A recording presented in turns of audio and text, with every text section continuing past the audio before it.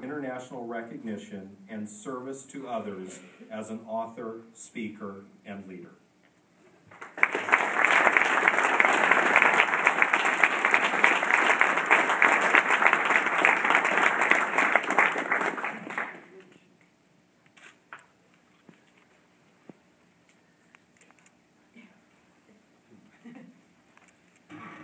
I'm a speaker, so I get to speak.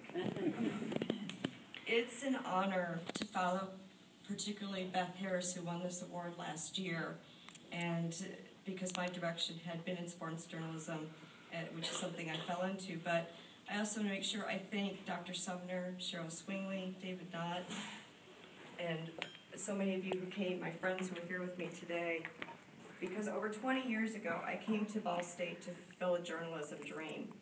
And actually, it was more, I'll call it a writing dream, but I had been told very early on, in about 6th grade, because I know I want to be a writer since I was 6 years old, but I wanted to be a fiction writer, and someone said to me, if you want to write, you're going to have to be able to pay your bills.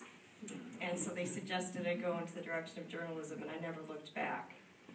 And so when I got here at Ball State, I didn't come here my freshman year. It's sort of a footnote in my history. But when I arrived at campus, I started my sophomore year, and I showed up for News Writing 101. And after about the first assignment, I actually forgot it. And this is probably one of 2 times in my entire life that I forgot an assignment. Thankfully, Cheryl Swingley doesn't remember this. But I was so worried because I wanted so badly to get this degree that was the impression that I left. And then one thing led to another. I fell into sports journalism, and I ended up covering the men's basketball team. I was covering the women's team, and I actually had been given that job because I was reliable. I got the men's job because the men's writer flunked out its semester. I happened to be in the right place at the right time. I was a good learner. I knew how to follow style, which is what got me through a doctoral program. I always tell people, if you know how to get through style, you know how to follow it, you can write a dissertation. It's not that hard. But I had no idea how my life would change when my sister ended hers while I was at the NCAA tournament that day, and it's been 20 years. But what happened right after was I wrote a letter to Denise that was published in the Daily News and then went on to be published in my hometown newspaper. And it was the first realization of what I could do on a personal level with the written word. And the journalism degree has served me well. I've written and spoken all over the world, as Dan said.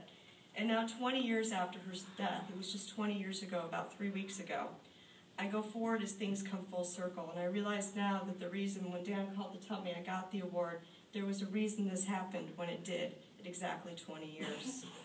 I've done as much as I can in the suicide field. And I've been given some great opportunities to write and to really affect people.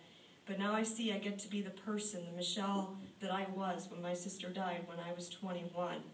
And I get to, that person I was on track to be on that day, and there are many stories I could tell about things I've seen come full circle.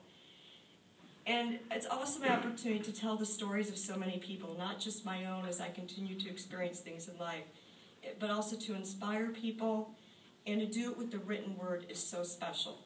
To be able to affect people's lives. So many times you don't know exactly who you've affected. It's not the same as the instant gratification I get when I speak in front of an audience.